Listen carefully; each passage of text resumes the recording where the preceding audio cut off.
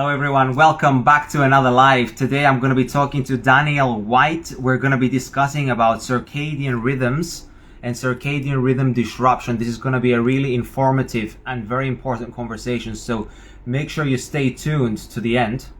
How is your day going so far? Oh, it's good, brother. Thank you. It's getting into the autumn period here. So I live just on a small island called Guernsey in the United Kingdom, and it's transitioning. You know, there's definitely minuscule amounts of UVB now. Still making sure to get outdoors, get cold exposure, get sunlight every day. So yeah, I feel probably a lot better than a lot of the people living near to me. Well, yeah, that's what it is. Like here where I live in Cyprus, for example, I noticed that many individuals, they have such a beautiful environment to be able to embrace. We've got the sea, we've got like seasonal fruit, and we've got great weather like most of the year, actually. And people are just living life indoors, and it's as if they are Scandinavian, living a Scandinavian lifestyle in a climate where they could be embracing so much of the benefits of sunlight and circadian rhythm health. So I would like you to dive into your own personal journey because I've never heard it before. How you got into circadian rhythms and quantum biology in the first place? Yeah, that's a great question. Thank you so much for asking it, brother.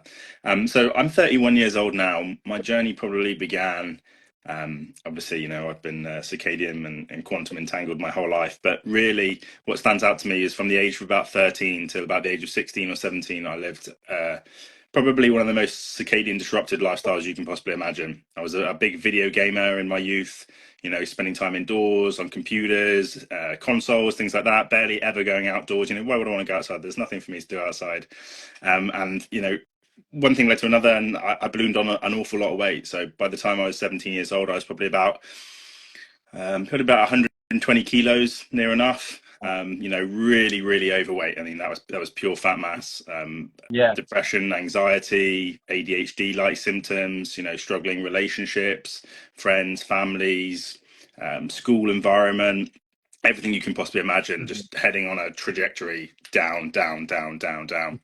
And so, from the age of about 17 or 18, I started to do something about it, but I did a very conventional approach to it, you know, so counting every calorie, making sure my chicken, my broccoli and rice was stacked up in the fridge every day for the rest of my life, and created, you know, this huge orthorexic, neurotic, unhealthy relationship with health and well-being. And it took me probably another 10 years to transverse, you know, the primal movement. Initially, the paleo movement was very helpful for me in helping to learn more about an ancestral diet. And then really stumbling into functional medicine, which taught me a lot about, you know, the mind, the body, the spirit, the connection we have with ourselves, each other. And it wasn't really until I stumbled upon circadian and then kind of quantum biology that everything began to fall into place for me, I guess, over the last 7 or 8 years. And about 5 or 6 years ago, I had it's hilarious when I tell this story. I had a dream, which is very apt, right, when we talk about circadian quantum biology. And I had a dream that I stood on this television program in the UK, and I know it was a dream because the TV program doesn't exist anymore. Uh-huh. And I was talking to the nation, and I was saying, you know, we've done this thing, we registered this charity, we did a load of research with kids, and we taught them what we, you know, learn, and we gave them these simple solutions, and their health is, you know, the whole almost like generation of health is just completely transformed. Wow. And then I kind of woke up this next day and was there like, wow, I've got to do that thing that I had that Mhm. dream about. Yeah. Wow. And so, you know, the TLDR of the last 5 or 6 years is that I was working really hard through a charity that I founded called the Sleep Better, Live Better Foundation. We Yeah. conducted some research in schools in the island of Guernsey, where I'm from, saw phenomenal improvements for children, you know, simple lifestyle changes, stuff that, you know, you talk about every day, things that I do every day, you know, viewing morning light, being outdoors more during the daytime, you know, reducing, blocking, dimming light at night, creating, you know, better relationships with technology, a little bit of, you know, stress management, you know, breathing and stuff like that. And we saw just absolutely insane improvements in these kids' health. So one thing led to another, and over the last couple of years we've been kind of scaling that in the direction of something. Wasn't quite sure what that thing was.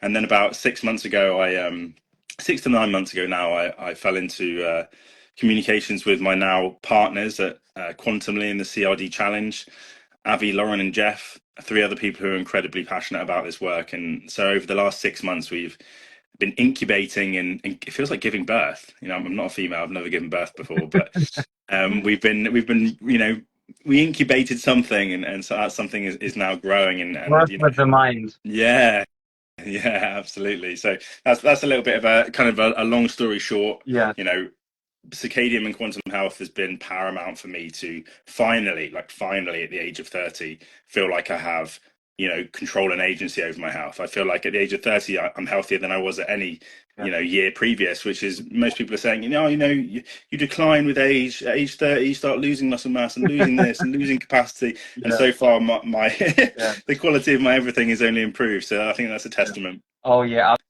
absolutely. Thank you for sharing your journey. I think I missed the point where you mentioned about how you got into it. Like, what was the catalyst, like, that actually made you realize about the circadian rhythms? Like, was it something that you read, like some article or some video? Was it some podcast? What was the thing?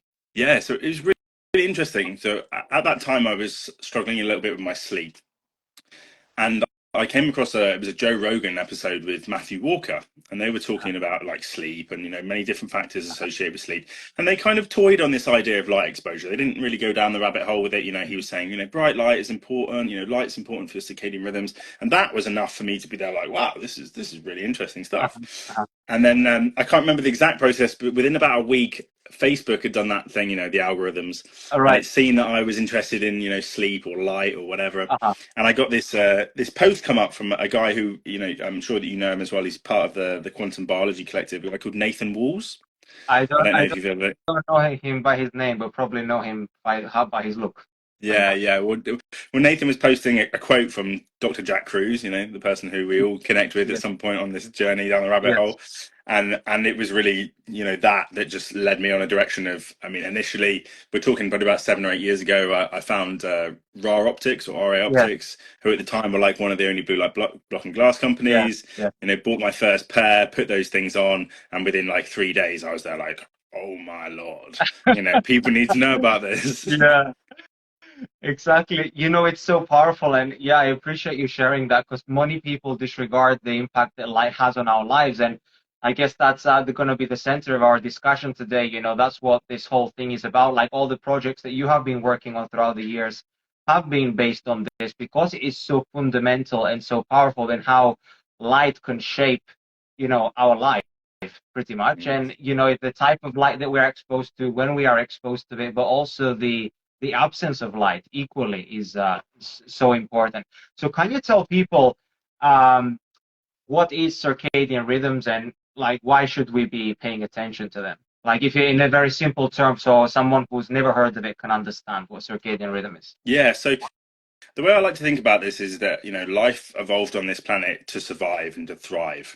And part of that process is growing and part is like resting and rejuvenating. Mm. And so, every single cell, system, organ in our bodies are very tightly coupled to genes and protein clocks within the cells, which are controlled by these light and dark cycles, because nature provided that, optimal environment in which we could be creative and be expressive and, go and break down muscle tissues and use brain power during the daytime for us because we're a diurnal species, and then at nighttime, the absence of light and the inability to do anything pretty much put our cells and these biological clocks into a state of rest and repair. Mm-hmm. So that's the easiest way I like to try and explain it to people, and I say to people that every single organ, system, cell in the body is yokes to the light and the dark cycles, right?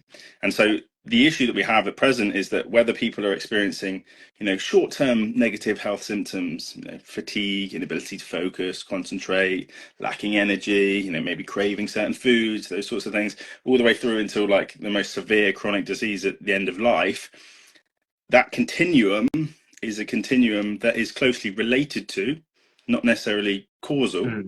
but definitely correlated to a Mm-hmm. disruption to those body's internal clocks. Because when the circadian rhythm, the master clock, which is in that area of the brain, the hypothalamus, when that's coordinating all the tasks in the other cells, systems, and organs of the body, because it is connected with the light environment in the correct way, as nature intended, then all of the systems and all of the programs in those cells are healing and regenerating and doing everything that they need to do. But over days, weeks, months, years, decades, a lifetime, a disruption fundamentally to those rhythms causes us all sorts of problems. And I think it's probably the number one endemic or epidemic that we have in the modern world that literally nobody is aware of in any way, shape, or form. Oh, Thank you so much for that brilliant explanation. That was absolutely spot on. That was very similar to what I wrote the other day, that post I made about the yin and the yang and about how, daytime is sort of catabolic, but not only, but it's, primarily catabolic because we're breaking stuff down, as you mentioned. Then in the nighttime is the time where we are basically healing, regenerating, detoxifying, getting rid of mutated dead cells or whatever, cleaning the system up pretty much. And it's like this yin and yang relationship that we need to have and we need to respect and appreciate. And if that is thrown off balance, that is when our system is not working as it should, right? Because imagine if you just keep on breaking stuff down, catabolizing the body, and then you are never doing any cleaning, you're never doing any repairing, you're just going to end up with a really messy house, and then basically the body is not going to be able to operate as it should. So that was a really, really nice explanation. So what is circadian rhythm disruption? Yeah, it's interesting. And just to circle back on something you said there before we move on, Yeah. when you're talking about the messy house, it reminds me of my daughter's bedroom. It's like, if I never came in at night to clear the place up, it would just be, You would just keep unfiltered. piling and piling, you never get through the door, right? Definitely. And so to speak to this idea of circadian rhythm disruption, I like to pose this idea to people, and I don't pose it in a sense that it's meant to, create fear or stress. But if you have never taken any time to become educated, to be taught or to learn, to self-learn about the influence that things like light, that things like technology, that things like the timing of your meals and your activities, the influence that those have on your life, the chances are that unless you're living, in a primitive culture somewhere or a tribe on an island, basically disconnected from the modern world, from all the technology, the smartphones, screens, laptops, iPads, conventional lighting that we all have around our homes, our offices, our schools, our public places. Unless you never go to a restaurant late at night ever, unless you never work out late after work, when you're doing your training, you're probably circadian disrupted in some way. And as I said, it's a continuum, right? So I've had so many conversations with people over the years who say, I sleep pretty well. It's pretty consistent. I've been, sleeping 6 hours a night or 7.5 hours a night, or even 8 hours Yeah, a night for my yeah, whole life. I've got no problem with my sleep. You can't teach uh-huh. me how to sleep Yeah, better. And I try to subtly explain to people that, every single system organ within the body is influenced by our circadian rhythms. So it's not just our sleep and wake yeah. cycles, right? It's our immune system, it's our metabolism, it's our brain function, it's everything. Mhm. And so because the environment in which we live now, surrounded by so much artificial light, artificial electromagnetic frequencies, pollution from devices, smart cities, even electricity, around your home, such like Mhm. that, because we're so disconnected from nature and that, Mhm. natural frequency, what we call the Schumann resonance, the Mhm. vibration of Mhm. nature.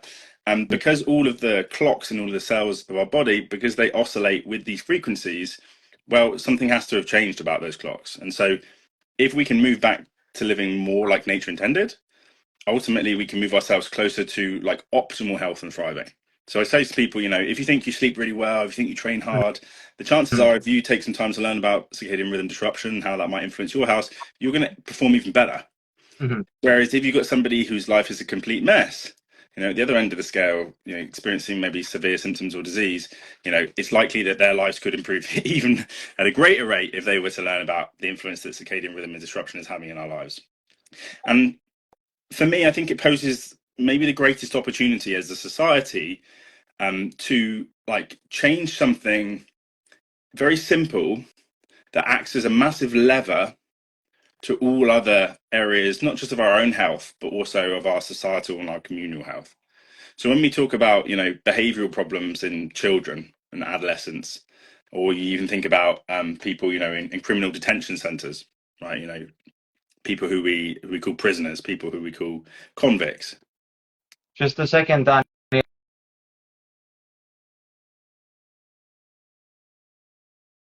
Are you still there, Daniel? I'm still here. Okay, sorry. Yeah, yeah. You were breaking up when you started to talk about the liver. Yeah. So like circadian health acts as such a powerful like lever Yeah, for all areas of our health, but not only our yeah. health, also like our society and the health of our communities and the health of the world. Because ultimately, there are so many healthcare costs, there are so many costs incurred by schools, Societies at large, criminal justice systems, educational institutions, as a result of human beings not functioning and performing at the best of their potential and their capability. And so I often say to people that if the world was able to adopt changes, to learn about, to transition to a way of living in which we're less circadian disrupted, that sees not only a return on investment individually for our health, but it's also our communities, our societies, and the world at large. Because if we had less violence, or we had less diabetes, we had less cancer, we had greater productivity, we had greater behavior in children, in adolescents, greater brain development, greater problem solving in later life, greater family relationships, because we were all better rested and our circadian rhythms were functioning better. Mhm. So I kind of say to people, it's like the ultimate message that we need to hear if we really want like the world to transition towards this period of living more like in rhythm with ourselves, Mm. in rhythms with nature, and also like in rhythm with each other. Yeah, that's so brilliantly said. Yeah, and it's so true that it starts on an individual level and how it spreads outwards, because you like create a part of the whole, like you're just one piece of the puzzle, the collective. And so if we are all taking care of ourselves and taking ownership and responsibility of our health, we're able to impact the people around us on a family level or friendship level, and then we can spread the message. And this is why me and you are right here, right now, trying to educate the masses about this very, very important topic. And I had Zaid on the other day as well to talk about, circadian rhythms and quantum biology, because I think this topic, we can hammer it from so many different angles. And I love the way that you are really trying to educate the masses, and you're trying to go, global with this message. And that's really, really important. And I think that the more simple we can bring it to the masses, the easier it is to be able to apply in people's life, because they just need to understand that it's a foundational principle of health. Like just like exercising is important, just like nutrition is important, making sure you're eating real food, so is like not only how you sleep, but everything that you do around that, right? How that impacts like every single aspect of your life. So the type of light that you're exposed to is, as you said, is going to impact your immune system, your lymphatic system, your recovery from your workouts, your brain function, like all this stuff. Basically, every single system of the body is influenced by the circadian rhythm. And this is why you and me are teaching and preaching about it, because it lays a foundation for everything else, which is health promoting, to be stacked on top of that. And so the outcomes are going to be so much greater. For example, workouts are going to be better, recovery is going to be better. That means results are going to be better from, fat loss, muscle building. This is just taking care, thinking about that, just the physique outlook, but also your health from the inside out is going to be better, because how you look is also a reflection of your internal health as well. And your relationships are going to be better because you're able to think more clearly, because you've had better quality sleep. Your brain's had an opportunity to flush itself in the night, because your lymphatic system is working well, and all of these different things. So it's so important that we are able to bring about this message of simplicity to people, and what kind of bring awareness to the harms that can be caused by something that seems so harmless, such as blue light and non-native EMFs, would also like to show them how easy it is to actually make those, little swaps in their daily life. It's not like they have to change their entire life to be able to reap the benefits of circadian rhythm regulation, so that they can be Mhm. healthy. Yeah, no, I agree wholeheartedly, and this is why, along with my colleagues, we've been so motivated to get this message out to the masses, because I think that, of all the people that I know in my life, about 1 to 2%, and I've got a bit of a skew right in my data because I'm surrounded by more people who are interested in their health and well-being. About 2% of the people I know I met in my everyday life have any awareness about light, about circadian rhythms. But yeah, it's such a like you said, a fundamental topic.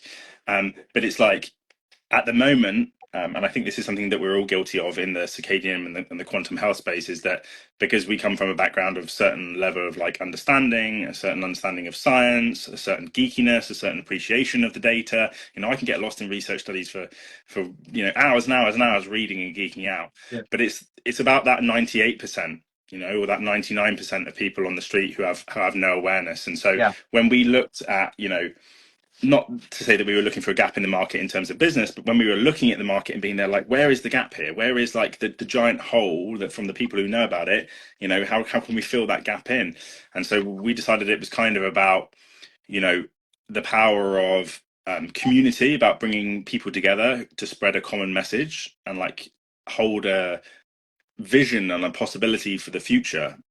And that, the greater that vision becomes because of the collective energy behind it and the people supporting it, the more impact that can have on the world, and the sort of beginning of a trickle effect, right? You have, your first adopters, your early adopters, you, me, many other people that we know, but how that message spreads on is that you begin to trickle in more and more people who aren't at the front of the curve when it comes to health and well-being, but who are connected with all of the people who have no awareness of it.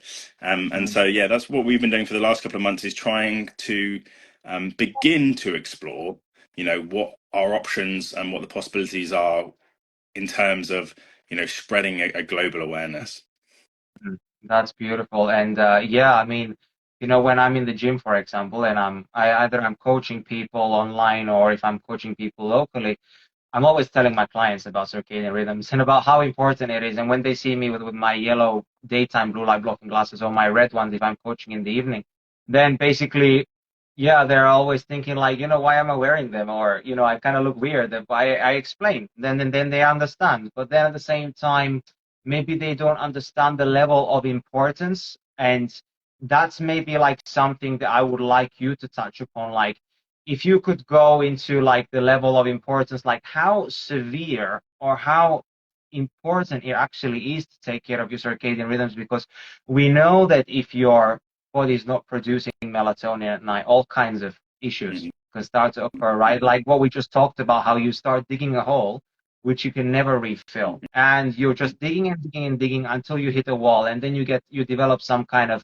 autoimmune condition, or you start growing something in your body that's not meant to be there, or you start having some aches and pains which are not related to any kind of physical injury, but you just have it all over your body and you don't know where it's coming from. It's just that your body is just so disorganized, because the circadian rhythms are a foundational aspect of health. Can you touch upon the importance of circadian rhythms? Like why do we need to pay attention to it from a kind of like a cellular level, from a mitochondrial level?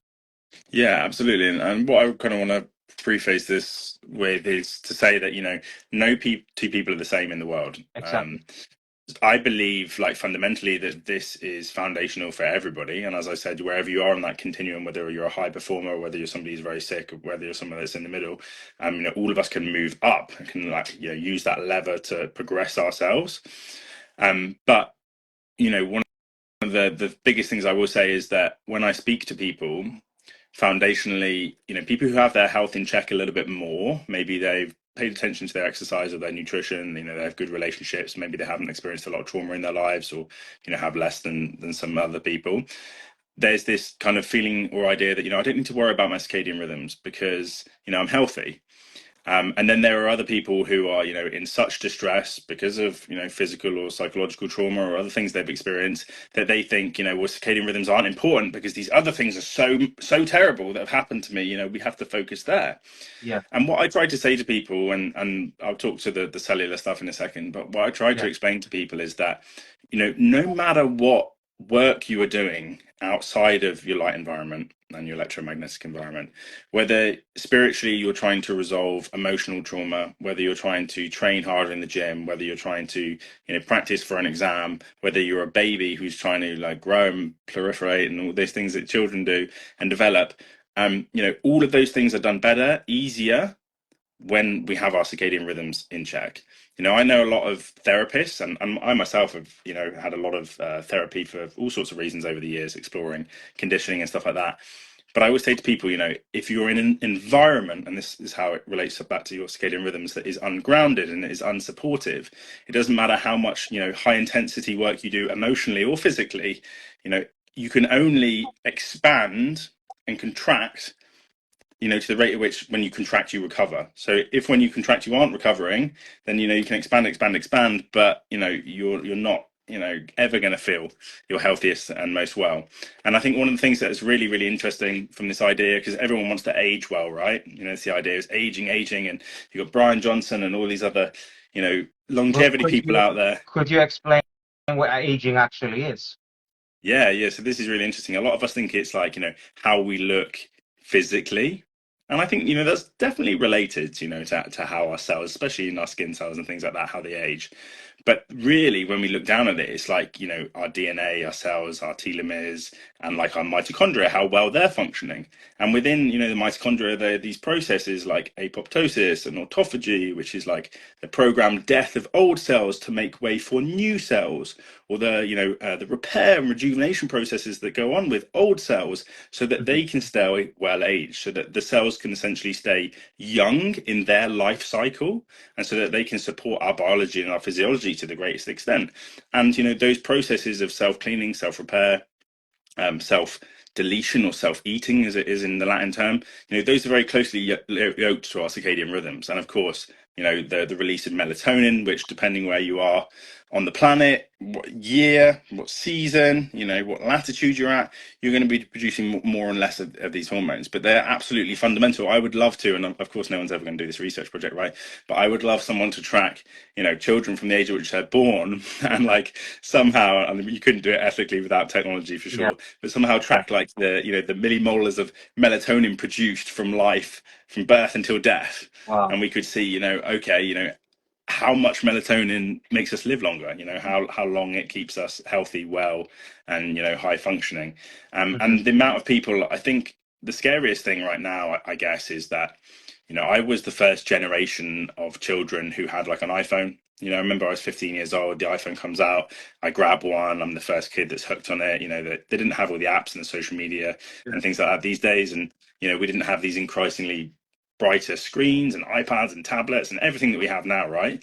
But we're only really just now, after 15 years, beginning to see the fallout and the impact that a lot of this technology, a lot of this light exposure, all these like disruptors of our rhythms are really having.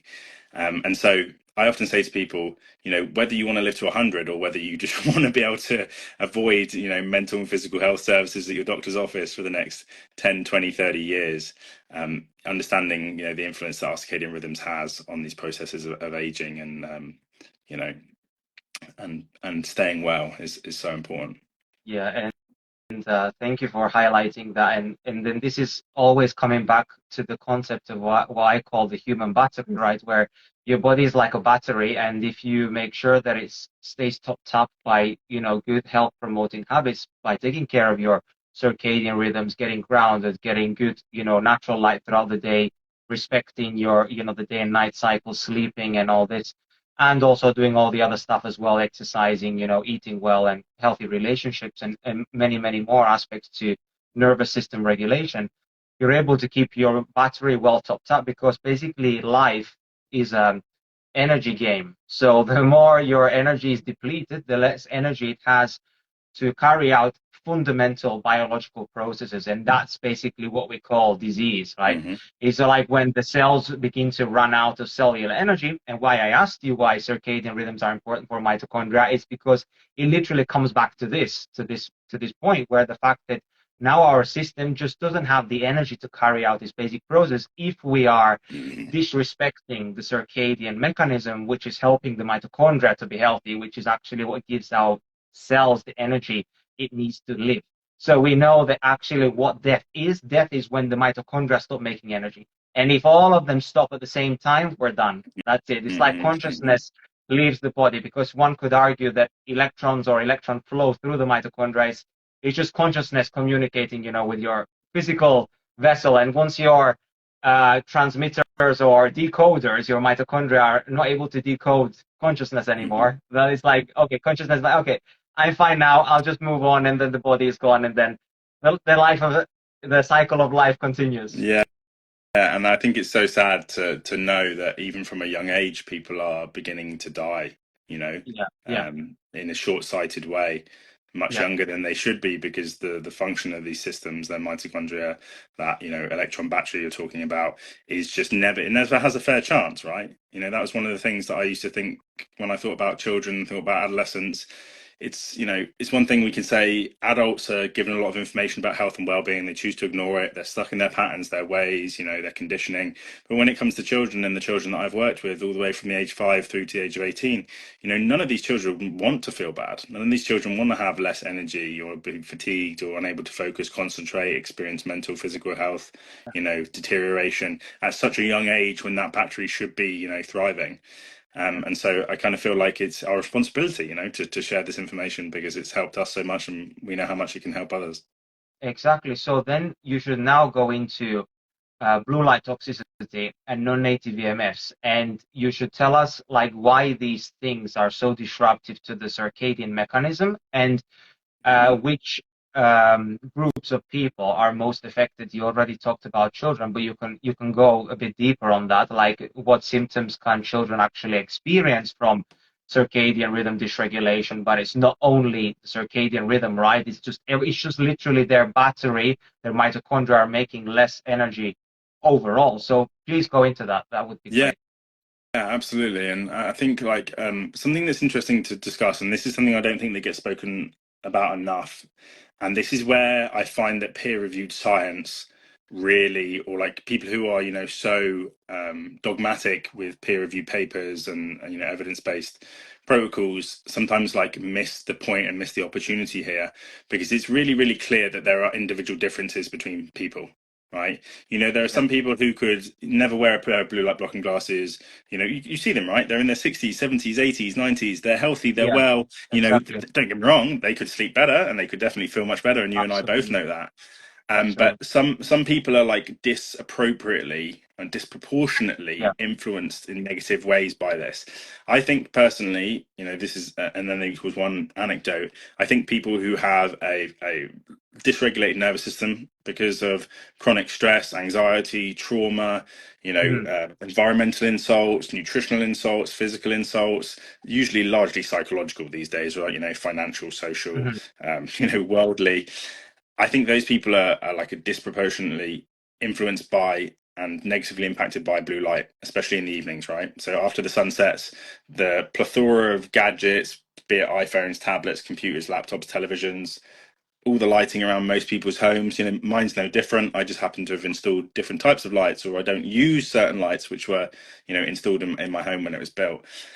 These sorts of things are, the biggest challenge is certainly that they're directly suppressing melatonin and they're causing a rise or an increase in cortisol, right? So, it's kind of like a seesaw of the nervous system, parasympathetic being rest and digest, Mhm. relax, and sympathetic being more, fight or flight.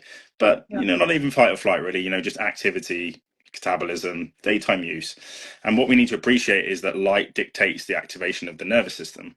And it also dictates, the dance, the delicate 24-hour kind of diurnal dance between melatonin and cortisol. And so if we're delaying the release of melatonin, which should be, early evening around the time of sunset, later and later into the night, not only are we then skewing and impacting the way that cortisol is released the next morning, which impacts how we feel when we wake up in the morning, but the chances are that we're not actually producing either of these chemicals in the correct amounts, right? Because people can say, yeah, well, I'm just a night owl. I sleep later. I still get my 8 hours sleep. I go to bed at 1, I get up at 9. It's just the way I Yeah. like to live my Yeah. life. But I would love to know, like, if you had a monitor or some way to track levels of melatonin, do you ever produce as much as you really could? If you were following Mhm. those natural light and dark cycles. And we know that with children, because their eyes, the cornea of the eye isn't so well developed, they actually absorb more blue light, so it's more toxic. I mean, I see it, and this is really one of the clearest examples. So my daughter doesn't live with me, and she stays with me a couple of nights a week. And her mother always complains that my daughter sleeps very badly at home. She wakes up a lot during the night. Finds it difficult to switch off, wind down, all these sorts of things. She comes to my home and she's asleep within 20 minutes, 30 minutes, never wakes up during the night, never has any nightmares, never has any Yeah. problems, never stirs. And I say to people, I know a lot of friends who will begin to use, some circadian techniques or tools like, blue light blocking glasses or a change in light bulbs. And the impact usually isn't so instantaneous on them. They usually say, I felt a bit more relaxed last night, or I slept a bit better, and it's more of a gradual, Mhm. day to day, week to week, being consistent with those patterns. Mhm. But what I've seen firsthand from my own daughter is that in children, the impact and influence of light on their physiology is so instantaneous. All I have to do is take my door outside for half an hour and get her in full spectrum sunlight and away from television or away from the device, and her personality completely changes, right?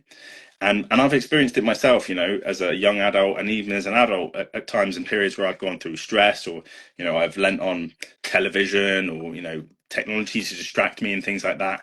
Just how like detrimental it is to me in terms of my ability to wake up in the morning, how energized I feel, how vibrant I feel, how connected I feel to myself. Mm. So there's so many different ways you can skin the cat of like blue light toxicity. Obviously, you can talk about damage to mitochondria, damage to cells, damage to the immune system, damage to the eyes, damage to the skin cells, and that's like a whole another level of conversation. Yeah, But I say to people at like the very baseline, what we yeah, cannot ignore or refute, although like I said, there are individual differences between people, and I think that's why a lot of the research looking at the influence of blue light and screens and technology hasn't made the impact it could have, because they haven't surveyed large enough groups of people, I think, and they don't collect yeah, enough data. When you talk to people in laboratory settings, you don't have enough information about how were they sleeping for the weeks before, yeah. what's their environment look like, how healthy are these people. I think the Mm. average super healthy person is probably impacted less, but as I Yeah. said, anybody who's experiencing more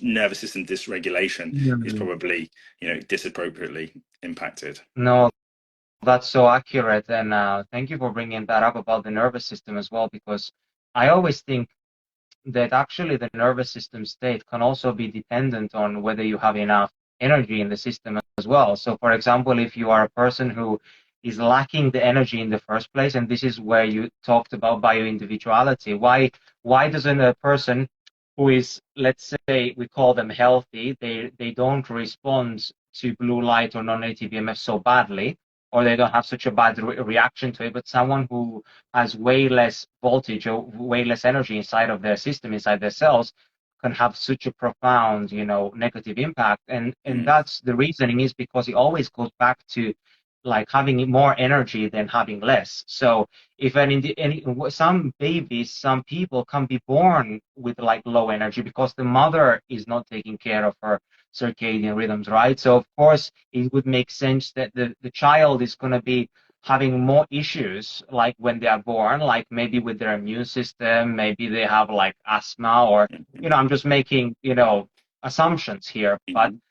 this is maybe something that may contribute to these things, because it always comes back down to cellular energy. And the more cellular energy we have, the more easy it is to stay in a regulated state with our nervous system, but then it's easy to get thrown off when we have a lack of energy. And this is something that I've been thinking about over the last couple of days, because I've been doing quite a couple of lives over these last couple of days, and this is more than I normally do, like spending more time on my technology. And I feel myself that I'm doing everything that I can to take care of my health with circadian rhythms, blocking the blue light after dark, getting the grounding. I think the grounding is a super important one, by the way.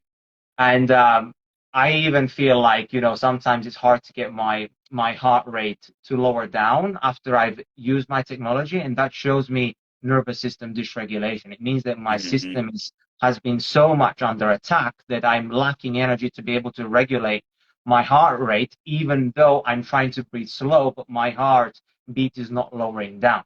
So Mhm. that's just a sign that the cells just don't have the energy to calm down.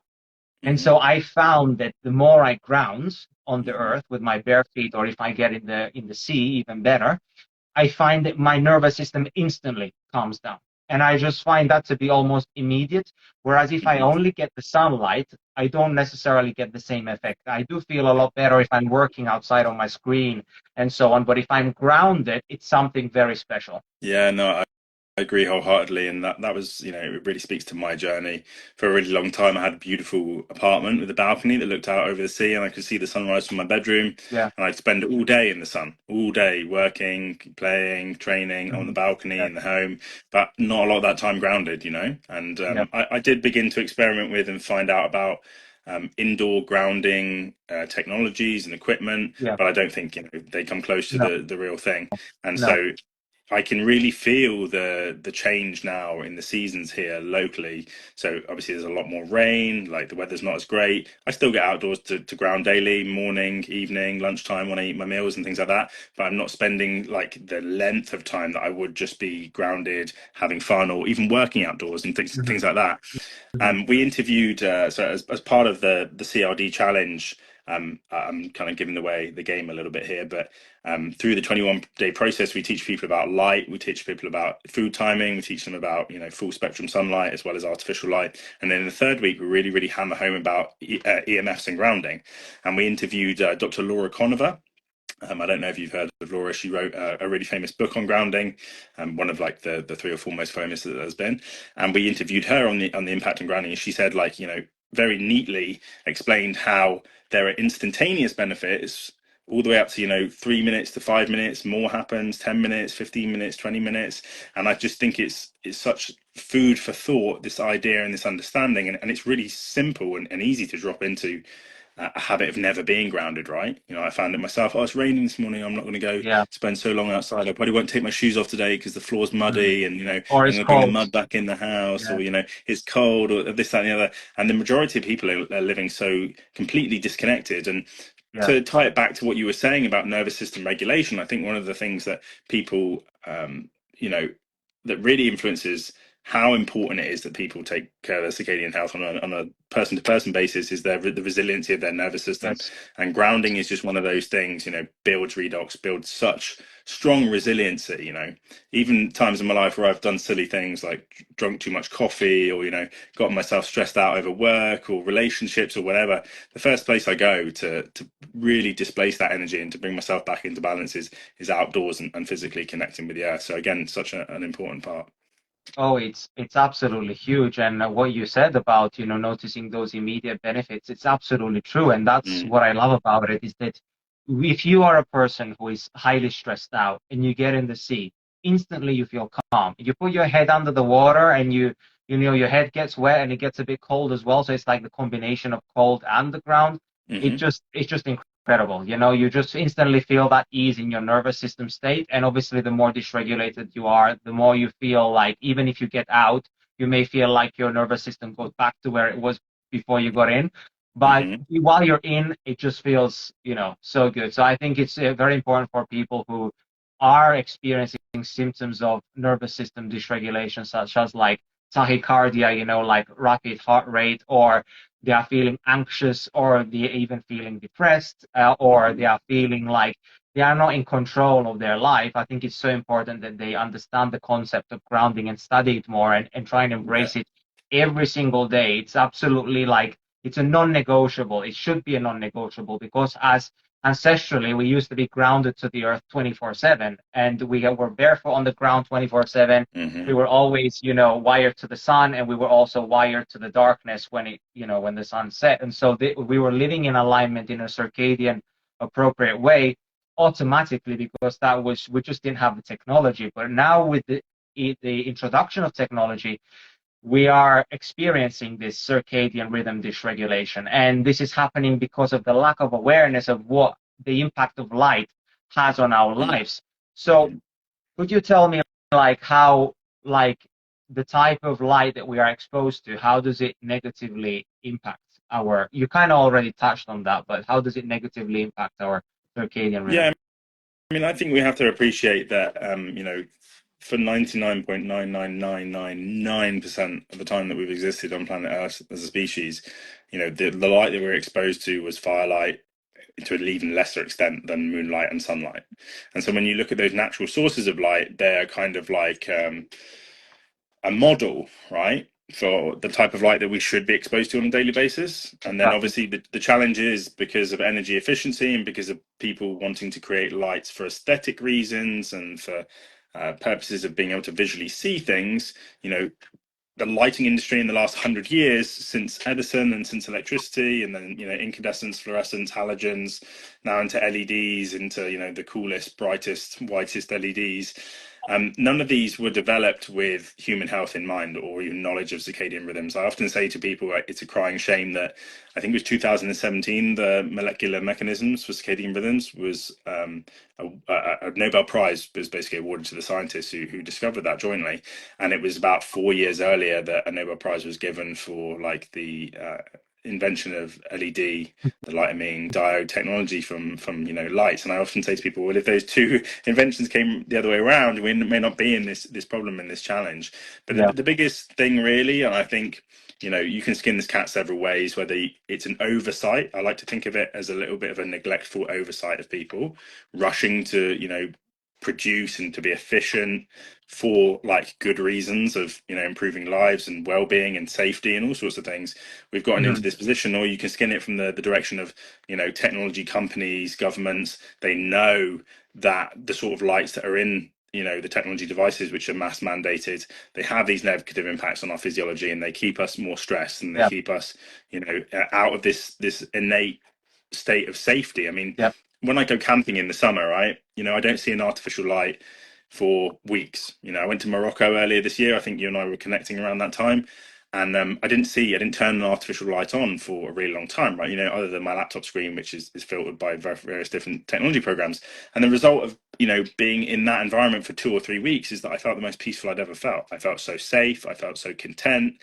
But of course, we're running around now, stressed out by our modern lifestyles, the state of the world, society, and it's not helped by all of the light and all of the technology around us, which is exacerbating that stress response in the cells. It might not Yeah. have been so bad 10 years ago or 15 years ago, sure. Obviously technology's developed since then, and so like the stimulus of the toxins in the environment has increased, but you also Yeah. got to look at it at the point of view of like it's like a perfect crescendo, right? Not only is like the environment like becoming worse or more harmful, but like the stress that people are experiencing in society as a result of social issues between human beings and planet Earth. It's like a crescendo Mhm. where it comes together and it creates this mass state of dis-ease in the Absolutely. population. Yeah, absolutely. And this is so crucial for people to understand that, that the type of light you are exposed to, when you are exposed to that type of light, how you use it. And now, because we have access to this type of light all the time, right? No matter where you are, it's everywhere. It's on your TV, it's in your light bulbs, it's in your fridge, it's on cars, it's basically everywhere, wherever you go, and it's unavoidable. And I guess the worst places that, or the places where it should never have been installed is in schools, in hospitals, like in these kinds of places, because in gyms, in supermarkets, basically everywhere where there's like a big amount of people, they should have never have installed these things. They should never have installed them anywhere, really. But this is just like what happens when they're trying to save money, and it's like the most convenient thing for them because they think that they are doing a good thing. But in reality, this is why me and you are talking right now, and why your mission is so important, to inform and educate the world about it. And hopefully you can reach some governmental level, connection at some point to be able to influence the world governments, to be able to bring awareness to this topic, to make it part of the curriculum, to educate people, about it, and to live a more healthy and circadian appropriate lifestyle. Because Hmm. if we don't, then negative consequences start to occur.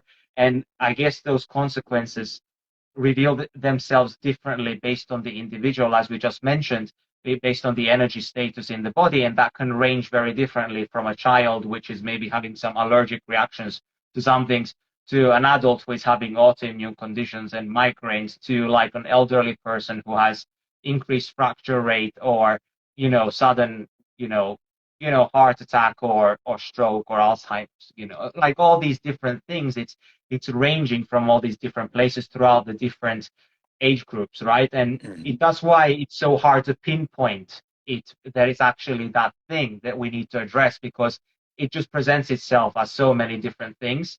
But life is always complex. It's not simple. And that is the beauty of life. Like, Hmm. to understand life, it's very simple. We just have to take care of some fundamental things, but there is a lot of complexity that's happening on a cellular level, and that's what's actually making us all different.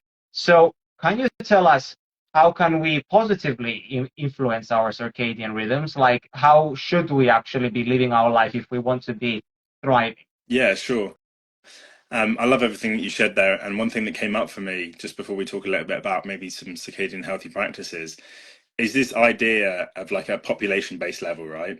For some reason, call it my trauma, call it my conditioning, whatever reason I came to be the person that I am in this life, I've always looked out at the world around me and thought, how can I have a big impact, right? And initially that probably came from a need to be admired or a need to be accepted by the people around me. I want to help everybody. I want to do everything. I want to. But then I started to look and kind of apply that, in a healthier way to looking at society and kind of also dragging in this idea, from when I used to play video games when I was younger. And I was like, if we look all around at the world, right, and everybody's energy bars are between 0% and 100%, right? And in this game, you've got some people who are like, I don't believe that anybody's at 100%. Maybe there are, a couple of people, but there's people existing in this like 80% plus, and they're thriving, they're doing really cool stuff, and obviously people of higher socioeconomic status, people with more money, people more access to health and education, they are predominantly, the data is skewed that they've got the highest percentage in this video game of life that we're talking about. And then other people, it's not necessarily always the environment and the social circumstances you're born into, but that can impact this as well. Yeah. And I kind of thought to myself, and I was like, imagine if like one day we woke up and, this is real green skies thinking, everybody in this video game, just their battery level was 10% higher. Like everybody's, because of simple things. And these simple things are just a little bit of knowledge about our relationship with nature, the light in our environment. We're not talking about entire food systems that need to be changed here. We're not talking about, years of exercise that needs to be carried out, or, like decades worth of trauma being restored in an entire population. These are big, complex challenges that we face on a macro and a micro level. But if everybody just had that 10% greater energy storage in their battery, what impact would that have in the way that people learn, on the way that people solve, big social problems, in relationships, in the criminal justice system, in hospitals, in the way that people recover, in schools, in the way that children develop, like across the board, really. It was that kind of vision, that 30,000 foot up, looking down and thinking like, imagine if we could gamify life and make it, that way, that really led me to become so passionate about it. And when it comes to improving circadian rhythms, I guess it's a good opportunity for me to weave a little bit of information in for our last kind of 5 minutes about the Circadian Rhythm Disruption Challenge that we're starting as well, because I always say to people that there's two problems you have with circadian health, right? The first is you have no idea that you don't have great circadian health, right? So that's the first thing, is like this pearl of awakening realization that, either I'm curious, or I'm intrigued, I'm interested about this thing and learning more, or like, oh dear, I'm in a real mess here and I need to sort this out. And then you have that awakening moment, and then the kind of scale slips, and then the next challenge is, okay, so where do I go to learn about it? What do I do, right? Because you can read a few books. I mean, I've read 10, 20, 30 books, right? And there'll be a pearl of wisdom in each one of these books. And each one of them like unlocks a part of the puzzle that has now resulted in me having the knowledge and the understanding that I do and the lifestyle practices. But for anybody who's entering in at like a base level, unless you're following someone, like yourself, other people in the space who do a really fantastic job of making it simple and easy to understand. But even then, for a lot of people, like science is just not easy, right? We're speaking to groups of people who understand science, right? So technically, we can speak at a very high level, we can speak in more of an everyday person level, but even that everyday personal scientific language is inaccessible to a lot of the population. And so we kind of thought to ourselves, well, how did we learn to like communicate and socialize? How did we learn to learn at school? How did we learn to play games? And it's in community, right? And it's surrounded by other people who help you to understand that and help you to learn things in a decentralized way, right? Because I don't need to be, the teacher, when you're at school, the teacher passes the knowledge down, but then you learn from your peers, right? You work in little groups and you see someone doing a puzzle in one way, and that helps you to activate your understanding of how that puzzle's done. And then you can speak to your classmate about, I found that really hard and easy. And they might say, well, think about it this way or that way. And, of course, misinformation can also be spread in that way. But generally speaking, if it's overseen by groups of people, that's the most effective way for people to learn. And so what we've been doing over the last 6 to 9 months is developing this thing called the CRD challenge, which is is inspired by the ALS Ice Bucket Challenge. I don't know if you remember that, I, maybe like 10 years I ago. do, I do, yeah. The irony of that is it was obviously also great for circadian health, right? Because the cold exposure for a lot of people is very beneficial, but that Yeah. wasn't the messaging behind that. But we kind of saw this mass viral challenge that went global, and we thought, well, what would happen if we could create a challenge around simple down to earth education that could be embedded within community that could teach people. And this is where we begin to speak about how to improve their evening light environment, whether it's wearing Mhm, blue light blocking glasses, or using special types of light bulbs or mhm, candles, or just mhm. turning lights off, getting outdoors during the morning, understanding a little bit more about how the light from the sun influences us throughout the day. And all of these things, it's great to know the information, but it's one thing to go from theory to go to practice, right? So that practical aspect really comes through, like, shared accountability and camaraderie. So that's why we embedded like the circadian basics, if you like, the 1, 2, 3, 4, 5 of what to do to improve your circadian rhythms in an environment where people could support each other and share about their wins, their challenges, the barriers and things like that. Mhm, mhm. And so how can people learn about it? Can you tell people where to, go, which website is it, and is it like easy to access? Like, how does it work? Yeah, sure. So to talk about like the experience generally, we're pretty proud that we've tried to create something which is the most accessible like circadian health education we've ever seen. Lots of pictures, lots of infographics, lots of spectrometer readings, recordings. People can understand really the differences between all these Yeah, environments, and yeah. they're not just listening to someone talk about the science, they're seeing visually what's different. I'm a um visual person. yeah, that's it. Some people are visual Yeah. learners, some people are auditory learners, some people prefer to read. So we wanted to acknowledge and honor, all of those different states for people. And so we've got on school, technically the challenge takes place in a school community. It's completely free, no financial interest whatsoever. The website is called the CRD, as in Circadian Rhythm Disruption, the CRDchallenge.com. We're also, we're on Instagram now. People can see the handle I'm connecting from, the CRD Challenge. We're on Facebook. Ultimately, you go on the website. We've got a beautiful, stunning video put together from interviewing some, world-leading researchers and other people who are very passionate about these topics. And we really wanted to create like a short story that people could resonate with and they could understand, and encapsulate everything we've discussed in the last hour in a 3.5 minutes. So if anybody's interested in learning more about it, go to the website, check that out, and then join in with the school community. And the idea is that every week we begin to drip feed, the most fundamental, and then building upon those practices week by week to help people become circadian powerhouses. That's fantastic. And you're doing an awesome job. And I can't wait to see like all the lives that you will transform, because this type of knowledge is so fundamental. As we said, like at the beginning of our life, is that this is foundational, right? And if people can get this, into their life, and what Daniel said, it's basically for free. So there's literally no excuses why you shouldn't like take advantage of this opportunity to educate and learn. Even if you don't apply in your life, at least you can pass on the good word, and inform other people who you may feel like are impacted by this. Or maybe you can see some dysfunction or something, some disability in another person that could potentially be coming from circadian rhythm dysfunction. So it's very important that we spread this message as far as we can. And I really appreciate you, Daniel, and everything that you're doing. And thank you so much for taking the time to be here with me today. No, I appreciate it so much, man. Thank you so much for your support. And ultimately, everyone in this space, I think it's really interesting to understand that,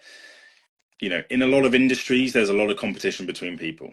But what I see the most amazing thing about the circadian and the quantum health space is that all of us understand and we appreciate that, like the size of the available market, the people, the everyday people listening to this now who we're speaking to, it's a minute proportion of the world out there. So the further we can spread this message, the more people we can bring into our Yeah. communities, and that can learn from us and that can work with us, and all of that sort of thing. It's just a very beautiful thing. And I guess, the final thing I would say about the CRD challenge is it's a gift. The entire campaign, down from the ambassadors who are helping us to build awareness to the people like myself who have built it, Avi, Jeff, Lauren, it's all been done completely voluntary, 100% as a gift. And I think that we'll be really interested to see how that gift passes on, like a bit like a pass the parcel when you're young at the birthday party. Because already we're having so many people learn about it as a result of family, friends, people who are taking part, people whose lives it is changing. And Yeah, there's nothing that goes viral quicker than something that works. So exactly. we appreciate having the support of everyone to share this. I guess the hardest thing for people is to accept how easy and simple it actually is, because this is the beauty of actually circadian rhythm regulation and aligning yourself with nature. It's so simple. It's actually so simple. It's just that people need to find some ways, some small hacks that you guys will be talking about during your challenge, how to make these small changes in their life, and it's a gradual thing, but if you do it, you're going to notice a massive benefit in every single aspect of your life. And this is exactly why it's so important. And what you said, that how now, not many people know about it around the world. Mm. Well, how this is a fact, is that if you go out in public in a supermarket or airport or gym, how many people do you see with blue light blocking glasses? Like nearly nobody, right? Yeah, it's like you're alone, and maybe rarely you might see somebody else. But the cool thing is, I'll tell you, in our gym that we go to, like there is this one lady. She started wearing these clear glasses. I don't know. She must have thought that we wear them for fashion or something, the yellow ones. But she started wearing the glasses after she saw us wearing. So I thought, like, see, like, your behavior, Yeah, just shows other people how you should behave also. yeah. So it has like this knock-on effect to lead by example. Yeah, it's the social norms, right? And that's what we're so excited about, is Yeah. how many people we can ignite within communities of their own who can Yeah. spread this message, because ultimately, none of us are scalable, right? But what is scalable is like a vision and a collective experience that people can share with others. Yeah, absolutely. That's beautiful. Well, thank you so much for Thank you so coming much, on, brother. Daniel, and enjoy the rest of your day. Have you got much on for the rest of the day? I'm gonna pick up my yellow glasses and head to my blue lit gym for the afternoon. Oh, nice, nice. Yeah, yeah, yeah, absolutely. And I've seen you like on your stories, you always get grounded afterwards and you make sure that you eat outside, which is fantastic. Get those electrons back in you. Yeah, brother. Thank you so much for the time. I appreciate it. Let's do it again sometime. Peace, man. Bye, Daniel. Take care.